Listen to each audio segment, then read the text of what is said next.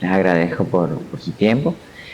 Y bueno, el objetivo de esta presentación es hablar de la nada, pero como un tema existencial, abordarlo desde un problema, desde la misma existencia. Y hice esta relación con el libro de la Biblia, el Eclesiastés, donde precisamente hay un antecedente interesante de cómo se aborda este tema de la nada. Eso me va a servir para ejemplificar un poco a dónde quiero llegar, que es plantear el problema de la nada desde la metafísica, concretamente en Kierkegaard y en Heidegger para el día de hoy. Bueno, estaba revisando en la tarde la presentación y me estaba quedando un poco extensa, entonces simplifiqué algunas cosas. Habrá momentos en el que voy a hablar, otros que leeré, y si hay algo que me quede por fuera, pues en la discusión lo profundizamos. Entonces, inicio. Quien haya tenido la oportunidad de leer todo el Eclesiastés y esté familiarizado con las filosofías de la existencia, y que aquí hago una pequeña nota de pie de página. Por filosofías de la existencia me refiero a los filósofos que han abordado el tema de la existencia como tema principal de su filosofía. Y pongo algunos ejemplos como Marcel, como Jasper, Camus, Kierkegaard, Heidegger, el mismo Sartre. Pero aunque sean filósofos de la existencia, no significa que sus filosofías o sus métodos sean iguales. De hecho, hoy vamos a ver que las reflexiones que dos de estos filósofos hacen sobre la nada no son exactamente iguales. Entonces, eso lo digo. También menciono que la filosofía de la existencia es una filosofía que estudia lo más concreto del ser humano, en oposición a cualquier tipo de filosofía abstracta que quiere entender la realidad desde un concepto y no desde lo más concreto de la existencia, la cotidianidad, la vivencia diaria, el día a día. Entonces todos estos filósofos, y muchos de ellos de hecho utilizan la literatura que describe situaciones concretas que quizás algunos hemos también vivido para desarrollar conceptos como la libertad, la angustia, la nada, etc. Entonces, eso es más o menos a lo que me refiero por filósofos de la existencia. Bueno, después de esa breve aclaración, le resultará familiar la relación entre lo que aparece en este texto bíblico, el Eclesiastés, y lo que se estudia en dichas filosofías. Además de compartir preocupaciones similares, ambos enfoques analizan estos temas desde una perspectiva existencial. No se trata de la especulación abstracta, desconectada de la realidad de cada individuo, sino de una reflexión que busca comprender profundamente lo más esencial de la existencia humana. En este sentido, lo existencial se centra en lo concreto y lo vivido, alejándose de las teorías especulativas que pasan por alto lo más propio de la existencia. Entonces, aquí hago un pare, podría ser, para mostrar lo que sería un estudio de la nada, ya desde lo abstracto, ya desde el concepto, y no desde la filosofía de la existencia, para ver, para que podamos ver la diferencia, ¿no? Brevemente voy a hablarles un poquito de la crítica que Carnot le hace a Heidegger en su obra La superación de la metafísica mediante el análisis lógico del lenguaje, que en resumen le dice que Heidegger pues lo que dice son un montón de incoherencias, un montón de bobadas, y que la nada se reduce al principio de no contradicción. Una cosa no puede ser y al mismo tiempo no ser. Listo, esa es la nada para la lógica, y cualquier especulación metafísica será ridiculizada por Carnot y todos sus séquitos de seguidores. Bien, entonces digo, pues en este texto su autor cuestiona la metafísica en general y en particular la idea de nada representada por Heidegger. En efecto, para Carnot, desde una perspectiva lógica, Heidegger emplea el término nada de manera equívoca y carente de cualquier significado. Abro comillas, la construcción de las proposiciones de la columna 2, ya les digo cuáles son esas proposiciones, se basa simplemente en el empleo equivocado del término nada como un sustantivo, debido a que el lenguaje ordinario se acostumbra a sí mismo el uso de esta forma para la construcción de proposiciones negativas de existencia, por el error de usar la palabra nada como sustantivo, y en segunda por el hecho de encerrar una contradicción, porque aun cuando resultara admisible la introducción de nada con el nombre de la descripción de algún objeto, la existencia de ese objeto resultaría negada por su propia definición. Esta proposición debería ser considerada contradictoria y por tanto disparatada si no hubiera sido calificada ya como carente de sentido. Entonces la proposición a la que se hace referencia Carnap, él toma del texto que es Metafísica de Heidegger, va a tomar, digamos, algunas expresiones para analizarlas desde el lenguaje lógico, y estas son las siguientes. A ver, ¿qué hay afuera? Afuera no hay nada. ¿Cuál es la situación en torno a esta nada? Buscamos la nada, encontramos la nada, conocemos la nada, y aquí está la famosa la nada nadea. Esta es muy famosa porque yo a mis estudiantes, digamos que también en la filosofía se ven los prejuicios, ¿no? Entonces, a veces los estudiantes se quedan con lo que dice el profesor, un comentario general. Entonces, sí, Heidegger dice incoherencias porque la nada nadea. Y yo siempre les preguntaba, bueno, pero ¿en dónde dice la nada nadea? Porque yo hasta ahora no he visto ningún libro que diga que la nada nadea. Y resulta que esto es una traducción. O sea, el texto que aparece y bueno, y preparando esta conferencia me di cuenta de esto.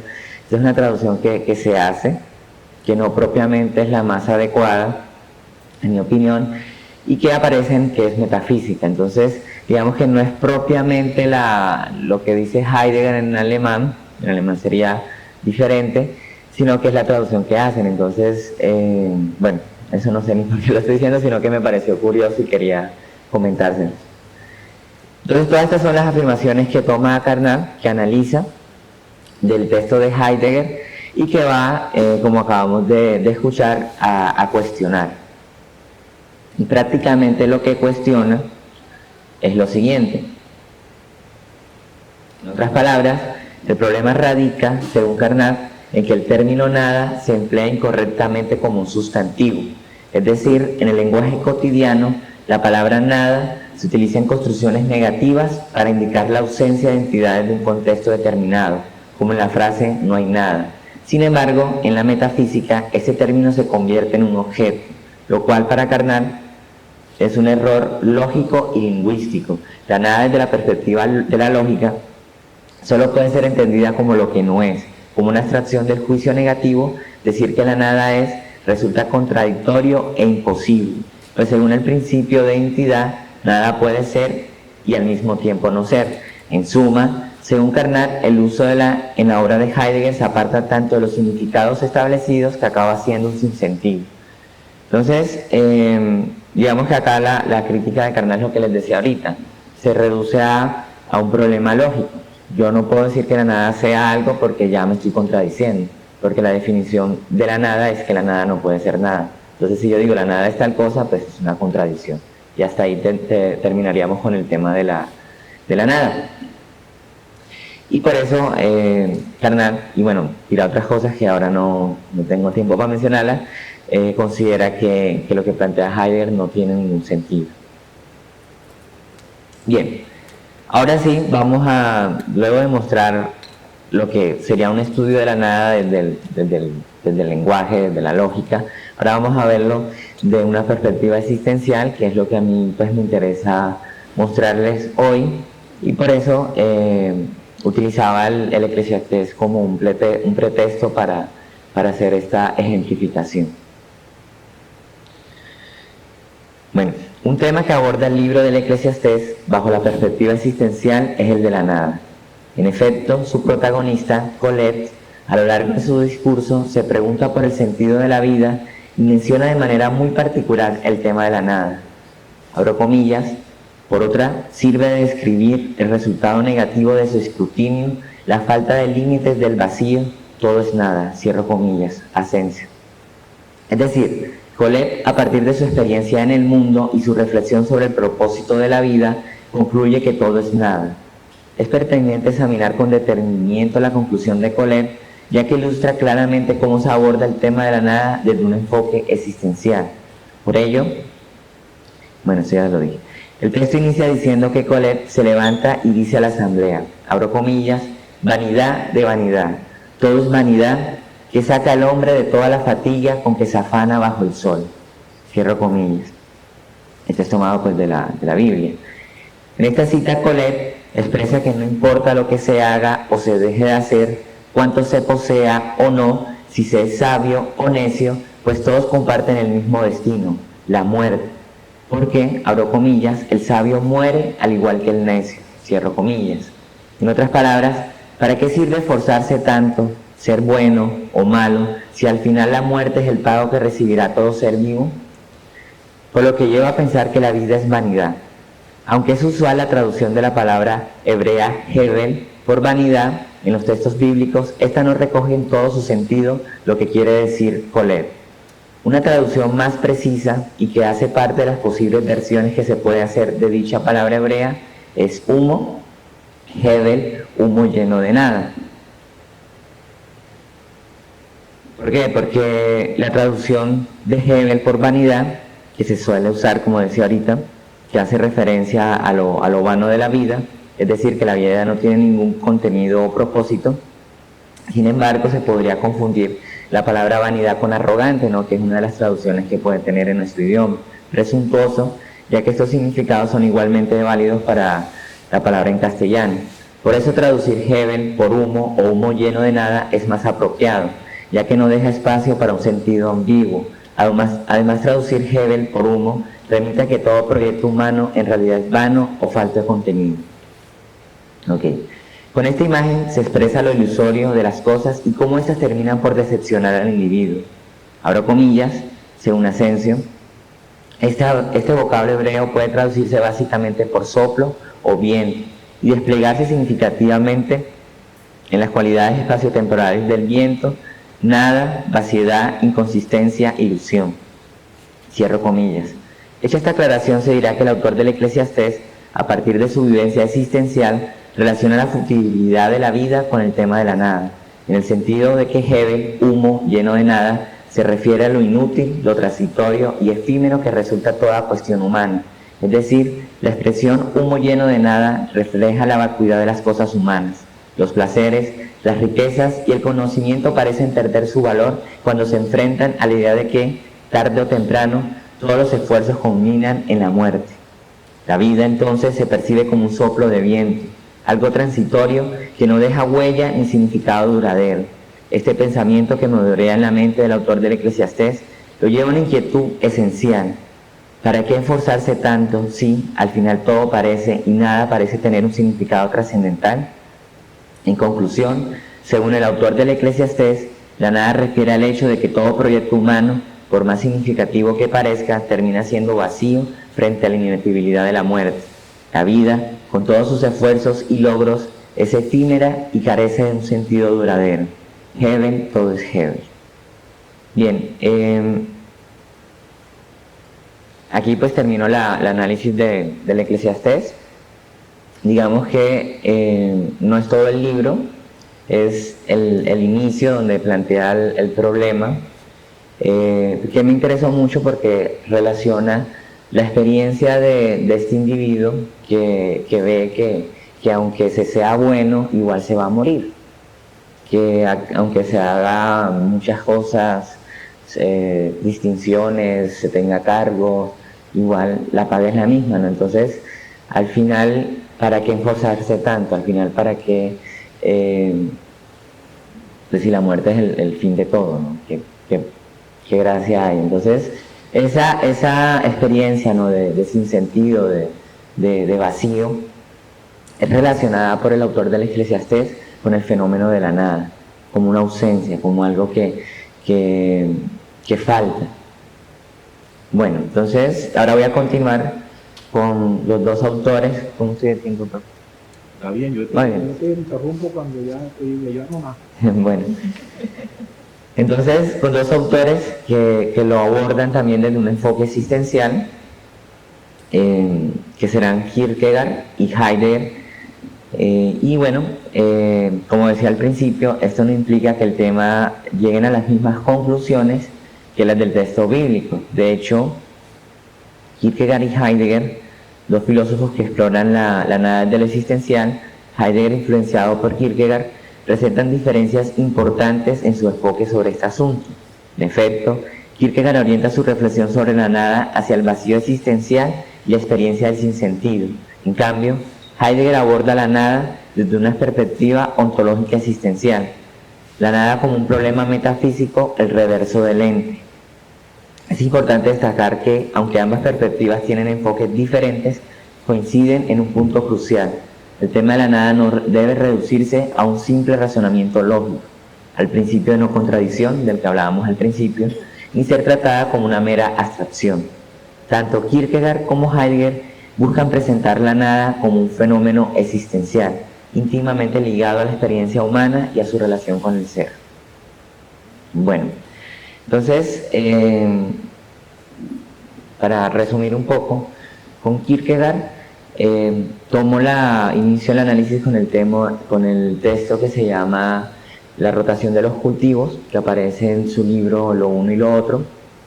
Y Kierkegaard empieza con la tesis que dice: todos los hombres son tediosos, o sea, todo el mundo es aburrido, y el aburrimiento está por toda parte. Entonces comienza a hacer un análisis sobre el tedio, donde voy a leer la siguiente cita que me parece interesante. Adán se aburría porque estaba solo y por ello fue creado Eva. Luego aumentó la población en el mundo y la gente se aburrieron en masa. Para esparcirse, concibieron la idea de construir una torre tan alta que traspase el cielo. Esta idea es tan tediosa como alta era la torre, y además es una prueba formidable hasta qué punto el tedio predominaba. Entonces, digamos que Kierkegaard también aprovecha los mitos bíblicos, lo que aparece en este texto, para hacer su reflexión, ¿no? Y dice que dice que Adán, porque estaba aburrido, le crearon a Eva, ¿no? De pronto no es tan políticamente correcto en estos tiempos nuestro amigo Kierkegaard, pero lo que hace referencia es a eso, que siempre estamos en un constante aburrimiento. No sé si de pronto han escuchado el texto de Guy Debord, La sociedad del espectáculo, donde una de las tesis principales es esa búsqueda permanente por el entretenimiento, ¿no? Siempre queremos estar entretenidos, siempre necesitamos tener todas las plataformas, necesitamos ver todos los partidos, siempre, o sea, no hay momento o espacio para el tedio porque es algo insoportable, ¿no? La sociedad en general rechaza este tedio que está en todas partes, ¿no? y que uno podría decir, no, pero esto me entretiene. Por ejemplo, Rockenthal en la náusea, él es un tipo que viaja por muchas partes, que va a muchos sitios, etc. Y cuando llega un punto en que se aburre de viajar, se aburre de lo que creía que ser aventurero le iba a dar un entretenimiento duradero, ¿no? Y en ese momento de aburrimiento comienza a reflexionar y comienza a sentir el sentimiento de náusea, ¿no? El sentimiento de sinsentido. Entonces, el autor danés inicia su análisis con el aburrimiento. Me parece muy interesante porque Heidegger y Sartre también van a iniciar el análisis de la nada con este temple anímico que es el tedio, pero hay que hacer una aclaración. El tedio no es igual a la nada, y ya les explico por qué. Voy a leerles esta cita. El panteísmo radica por lo general en la determinación de plenitud. Con el tedio sucede todo lo contrario, que se basa en el vacío, siendo precisamente por eso una determinación panteísta. El tedio descansa en esa nada que serpentea a través de la existencia, y su vértigo es como aquel que se desprende de mirar hacia abajo en un infinito abismo, infinitamente. Y es posible deducir que ese esparcimiento excéntrico se basa en el tedioso hecho de que el esparcimiento resuena sin eco, justamente porque en la nada no hay mucho que haga posible una resonancia. Entonces, la tesis que va a manejar Kierkegaard es que el tedio surge de la nada, o sea, que en cada individuo hay un infinito agujero, un infinito precipicio, y que esta carencia es lo que le lleva a sentirse aburrido, lo que le lleva siempre a estar construyendo torres altas, a estar buscando diversión en la compañía de un hombre, de una mujer, etcétera, porque es algo que siempre va a estar ahí, que no se va a poder llenar. Incluso no solamente el tedio es el único temple anímico en el que nos puede llevar, que tiene por origen la nada, también está la inocencia. Esto pues lo va a decir en su otro texto, en Concepto de la Angustia, donde dice lo siguiente, ¿no? En este estado hay paz y reposo, pero también hay otra cosa. Por más que no sea guerra ni combate, pues sin duda que no hay contra lo que luchar. ¿Qué hay entonces? Precisamente eso, nada. ¿Y qué efectos tiene la nada? La nada engendra la angustia. Ese es el profundo misterio de la inocencia, que ella sea al mismo tiempo la angustia, el espíritu soñado, proyecta su propia realidad, pero esta realidad es nada, y esta nada viene constantemente en torno así a la inocencia. Entonces acá en el concepto de la angustia, Kierkegaard está haciendo un análisis de Adán y Eva cuando cometen el primer pecado, que es comer de este fruto, y él se pregunta, bueno, pero antes de caer en el pecado, ¿por qué se sienten angustiados? Si se supone que la angustia es la antesala del pecado y la culpabilidad. ¿Cómo sienten angustia si no saben qué es el pecado, no saben qué es lo bueno y qué es lo malo? Entonces acá dice que la angustia proviene de la inocencia, y la inocencia hace referencia a la ignorancia, al desconocimiento. Entonces, sí, yo puedo sentirme angustiado porque yo no conozco todas las posibilidades. Yo no sé si este proyecto que estoy llevando a cabo va a resultar como quiero que resulte, o tampoco sé por qué suceden ciertas cosas. Camus define el absurdo como, dice que el sentimiento absurdo surge por la imposibilidad de conocer la totalidad, ¿no? Como no podemos conocer todas las cosas, como no tenemos el saber de todo, eso que no se conoce, eso que está ahí, que nunca vamos a saber, es lo que nos produce esa angustia, ¿no? Y eso hace referencia a eso, a la inocencia es ignorancia. Y la ignorancia surge de la nada, o sea, la nada en este caso refiere a todo lo que nunca se va a poder llegar a conocer. Bien, y otro temple anímico que nos va a poder conducir a la angustia, o tiene su origen en la angustia para Kierkegaard, va a ser la angustia. Y bueno, les leo primero la cita y luego se las explico. Para Kierkegaard, la angustia es el estado anímico fundamental que experimenta todo hombre con respecto al mundo y a su vez en relación a sí mismo. De esta manera la angustia hacia el mundo es angustia ante la nada como infinitud de posibilidades, y la angustia ante sí mismo es desesperación de lograr la plenitud de su propio ser. Entonces, la angustia, les decía ahorita la definición, es la antesala del pecado y la culpabilidad. Por ejemplo, sobre el concepto de angustia, Kierkegaard va a tomar como ejemplo a Abraham. Abraham está a punto de sacrificar a su hijo porque escuchó una voz que le decía, llévate a Isaac al monte de Moriah, creo que decía, y sacrifícalo, porque veo que lo estás poniendo primero a él que a mí. Entonces Abraham se siente angustiado porque, imagínense, dura no sé cuánto tiempo dando vueltas en el desierto, porque salió de su tierra, dejó todo, porque escuchó una voz que le dijo que le iba a cumplir su promesa, la promesa del hijo, que le iban a dar un hijo, y deja todo y se va. Y al final, este Dios que lo saca de su tierra, le dice que sacrifique al hijo que le ha dado. Eso no tiene ningún sentido, eso es absurdo. ¿Por qué entonces para qué dar tantas vueltas si al final me lo va a quitar? Entonces Ahora se siente muy angustiado, ¿no? Dice Kierkegaard, se imagina el rostro de Abraham y se lo imagina como alguien que está aterrado, ¿no? Porque está angustiado ante la posibilidad, porque todavía no ha ocurrido lo que piensa hacer, todavía no ha sucedido que va a matar a su propio hijo, o peor, que no lo va a matar y va a desobedecer a su Dios. Entonces, ante esa posibilidad surge la angustia. La angustia, ¿y qué tiene que ver eso con la nada?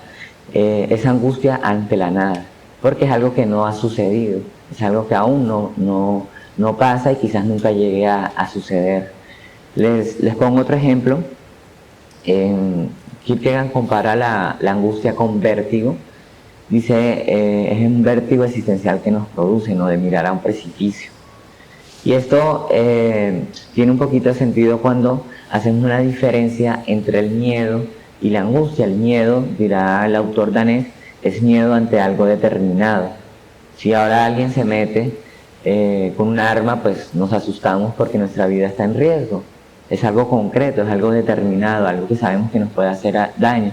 Pero la angustia, como es angustia ante la nada, ante lo indeterminado, nos provoca angustia porque es algo que aún no ha sucedido. Entonces, quien mire que esté en un octavo piso y mire hacia el precipicio, puede sentir angustia ante la posibilidad de arrojarse. No es que el edificio se esté moviendo, no es que se vaya a caer, sino que está contemplando la posibilidad de acabar con su existencia. Y eso pues lo llena de angustia, ¿no? Frente a algo que no ha sucedido, frente a la nada. Entonces, ahora paso al autor alemán, a Heidegger, y digo lo siguiente, que Heidegger aborda el problema de la nada como algo que trasciende lo meramente abstracto, se debe en parte a su crítica a la filosofía moderna y a la influencia que recibió de Kierkegaard. ¿De quién? Kierkegaard. El filósofo alemán, al igual que el filósofo danés, reprocha a la filosofía moderna haberse distanciado de las preocupaciones concretas y profundas de la existencia humana, transformándose en un discurso excesivamente abstracto que ha perdido su conexión con la experiencia vital del ser humano. Esto se evidencia en la elección del lema para su curso Interpretaciones Fenomenológicas sobre Aristóteles, Introducción a la Investigación Fenomenológica, donde Heidegger cita un fragmento de Ejercitación del Cristianismo de Kierkegaard. Toda filosofía moderna está basada, tanto ética como cristianamente, en una frivolidad, y ha invitado al ser humano a estar orgulloso de dudar y haber dudado. La otra filosofía brota como algo abstracto en la determinación de lo metafísico, en lugar de reconocerlo y así indicarles a los seres humanos, al ser individual, lo ético, lo religioso y lo existencial. La filosofía ha hecho parecer a los hombres pueden, dicho de forma prosaica, salirse de su propia piel y meterse en la especulación de la pura apariencia. Miren qué bonita imagen la que utiliza el filósofo danés para hacer su crítica a esta filosofía especulativa, ¿no? Que se queda en la abstracción, en lo racional, pero se ha olvidado de lo más concreto del individuo, su existencia. Parece que se salen de su propia piel, o sea, filosofean no con el cuerpo, no con la cotidianidad, sino con la mente, refiriéndose a Descartes, ¿no? Es decir, Heidegger, influenciado por la crítica del filósofo danés, le hace a la abstracción metafísica y al idealismo especulativo, le cuestiona a la filosofía moderna el hecho de haberse centrado en la especulación abstracta y haberse desconectado de lo más esencial de la existencia. Para el filósofo alemán, la tarea de la filosofía es señalar lo existencial, como señala acertadamente Paz, abro comillas. La tarea de la filosofía no es, por tanto, especular, invitando a los seres humanos a salirse de su propia piel, sino que tiene como misión indicarles lo existencial. Heidegger toma este fragmento de Kierkegaard como lema y a la vez como indicación agradecida de la fuente para la investigación fenomenológica con el fin de caracterizar la tendencia de la interpretación, esto es, una tendencia existencial que sirva de guía a dicha investigación. He hablado bastante de usado la palabra fenomenología y de pronto algunos se pregunten, bueno, ¿qué tiene que ver con todo esto? y es que el método que propone Husserl, ir a las cosas mismas, justamente refiere a eso, partir de la experiencia, de la existencia, y hacer la epogea, la extensión del juicio, quitar todos los prejuicios para llegar a un conocimiento, a una certeza, a una verdad política. Entonces, estos autores que, bueno, infieles porque Heidegger no va a continuar el proyecto de Husserl, al igual que Sartre, van a aprovechar eso de la descripción fenomenológica para hacer descripciones existenciales fenomenológicas y ontológicas en el caso de Heidegger. Por todo ello, tanto Heidegger como Kierkegaard abordaron el problema de la nada desde una perspectiva existencial, explorándolo de manera concreta a través del análisis de determinados estados anímicos. Estos estados revelan lo más esencial y propio de la existencia humana. La tesis de Heidegger, al igual un poco que el autor danés, es que a partir de un temple anímico, de un estado anímico, se puede llegar a una reflexión profunda del Dasein, del estar ahí, del ser humano. ¿Y qué son los temples anímicos? Pues lo que les decía ahorita, el análisis que hace primero sobre el tedio, sobre el aburrimiento, en el caso del filósofo danés, y luego sobre la inocencia y finalmente la angustia. En el caso de Heidegger va a suceder lo mismo, va a decir que los temples anímicos de ánimo fundamentales, digamos que no todos los estados, sino los fundamentales, nos pueden llevar a estar delante del ser ahí, lo que incluye el no ser, que sería la nada, que pues es lo que me interesa hoy hablar. Entonces, bueno, continúo. De manera similar al ensayo de la rotación de los cultivos, en que es metafísica, Heidegger iniciará su análisis sobre el temple anímico del tedio. Su postura será que el tedio revela lo ente en su totalidad. Abro comillas. Por ejemplo, cuando nos invade el auténtico aburrimiento, ese todavía se encuentra lejano cuando lo único que nos aburre es este libro, este espectáculo, esta ocupación o esta ociosidad, pero irrumpe cuando uno está aburrido. El tedio profundo que va aquí para allá en los abismos del Dasein, como una niebla callada, reúne todas las cosas y a los hombres y junto con ellos a uno mismo en una común y extraña indiferencia. Este tedio revela lo ente en su totalidad. Conviene recordar que lo ente en su totalidad refiere al conjunto de todo lo existente, pero esta totalidad de la existencia como no refiere a nada en particular, se trata del conjunto de los entes en cuanto a totalidad y no a la sumatoria imaginaria de todos los entes en específico. Es decir, no se trata de tener la imagen de cada ente en particular constituyendo un todo. ¿Cómo así? Eso suena como en chino.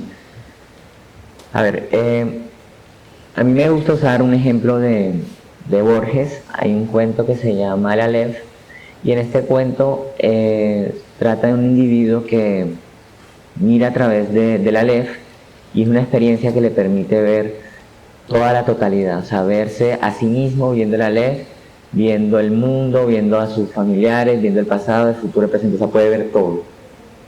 Ese es el Aleph. Esa totalidad no es la que está refiriéndose Heidegger. Heidegger, cuando dice el conjunto de todo lo ente en su totalidad, refiere a la intencionalidad, o sea, refiere a la experiencia que se tiene con la estructura intencional del mundo. O sea, no se refiere a nada en específico, sino al mundo en sí mismo como estructura intencional.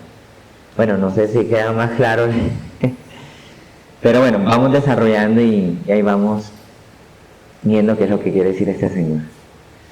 Para Heidegger, lo ente en su totalidad y la nada tratan un mismo problema, pues la nada, al igual que lo ente en su totalidad, no indica ni es algo en específico, lo que les decía ahorita, no refiere a este micrófono, a esta mesa, sino a todo sin referirse a nada.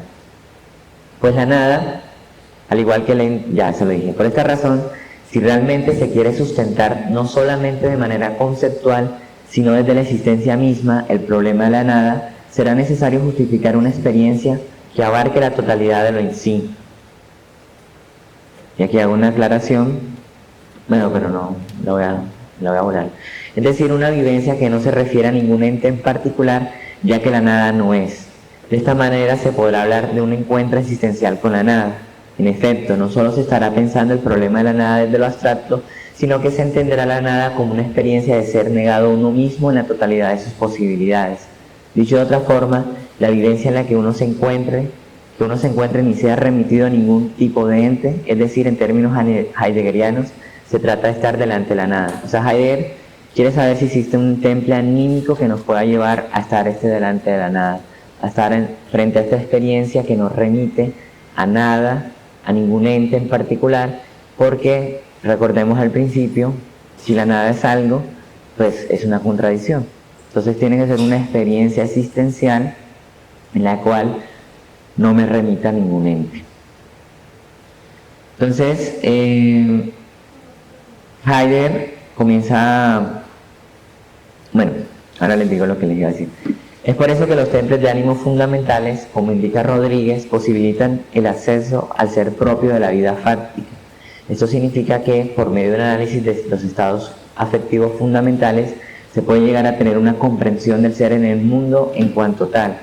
Como afirma De Lara, abro comillas, las disposiciones afectivas no son solamente uno de los aspectos que dicha analítica debe mostrar como constitutivos del ser de ese ente, sino la vía por la que ese ente se abre a sí mismo y a su estar siendo. Esto es la condición fundamental para que la propia analítica pueda llevarse a cabo. Sin embargo, no toda disposición estará en condiciones de lograr esto, sino que será precisa una que no permita al Dasein diluirse de nuevo en sus quehaceres, una que lo ponga directamente ante su facticidad. La angustia es fundamental precisamente por este motivo, y a fin de posibilitar una posterior contraste con ella, se introduce ahora la disposición afectiva del miedo. Entonces, ese estado que nos puede llevar a estar delante de la nada va a ser justamente la angustia. Heidegger, en que es metafísica, digamos que no va a caer en una contradicción, pero sí va a haber como un vacío conceptual, porque va a afirmar que un temple anímico como el tedio no puede, que nos revela la totalidad del ser ahí, lo cual incluye el no ahí, es decir, la nada, no es el adecuado para llevarnos a esta experiencia frente a la nada. Entonces, ¿cómo así que si es un temple anímico fundamental no nos puede llevar a esa parte de la totalidad que sería la nada? No es que no nos lleve, sino que no es un estado idóneo, y la angustia sí va a ser el adecuado. Entonces vamos a ver qué tiene la angustia de especial que nos permite estar delante de la nada, ¿no? Bueno,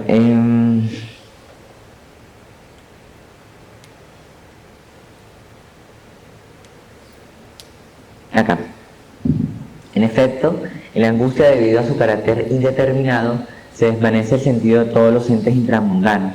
Se da una pérdida de la remisión de la significatividad. Es decir, a diferencia del miedo, no importa qué es lo que amenazca, pues nada de lo que está a la mano o lo que está ahí dentro de la forma funciona como aquello ante lo que la angustia se angustia.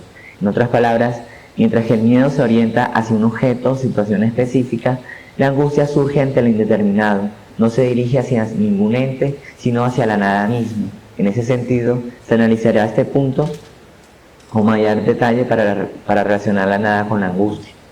En lo determinado de la angustia, el mundo adquiere un carácter de total insignificancia, pues no hay ninguna causa concreta que no sea responsable de dicho estado afectivo. Es un estado en donde nada importa. Póngase por caso la siguiente descripción. Es un día cualquiera para María. Esta se encuentra realizando sus quehaceres diarios y en un momento tiene un sentimiento de angustia. Todo lo que está a su alrededor, el mueble, los libros, el computador, en un instante le resultan carentes de todo significado, de todo sentido. Asimismo, las personas con las que se pudieran encontrar no tendrían ningún valor para María. Incluso para sí misma se siente indiferente. Su cuerpo, recuerdo, pasado, futuro no tienen ningún significado.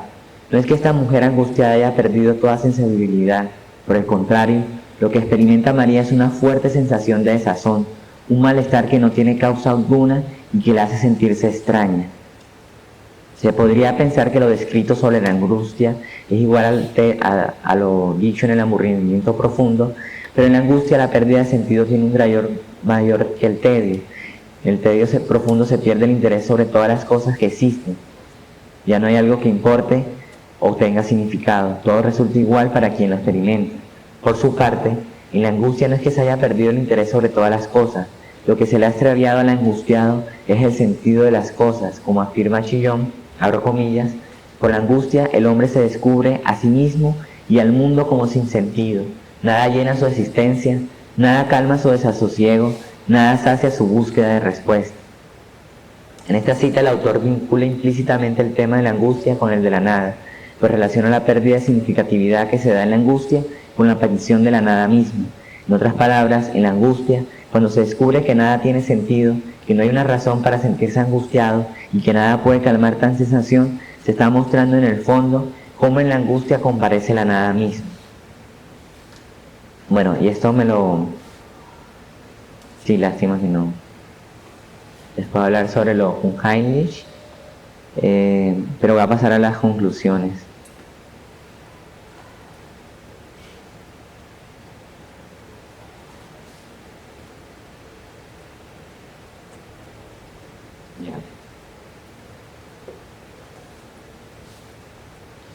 La sensación de desamparo producida por la angustia y la pérdida de todo sentido en los centros intramundanos no significa para Heidegger la ausencia del mundo. Por el contrario, quiere decir que el ente intramundano es en sí mismo tan enteramente insignificante que, en virtud de esta falta de significatividad de lo intramundano, solo sigue imponiéndose todavía el mundo en su mundanidad. En otras palabras, el Dasein se encuentra relacionado con aquello que le sale al encuentro como ser a la mano, su Heidensein, lo cual puede llegar a mostrarse como un objeto que está ahí delante, por Heidensein, mediante la actitud reflexiva, es decir, su mera contemplación. Cuando sobreviene la angustia, los entes intramundanos pierden toda su significatividad, ya no se les comprende ni en su uso práctico ni en su significado.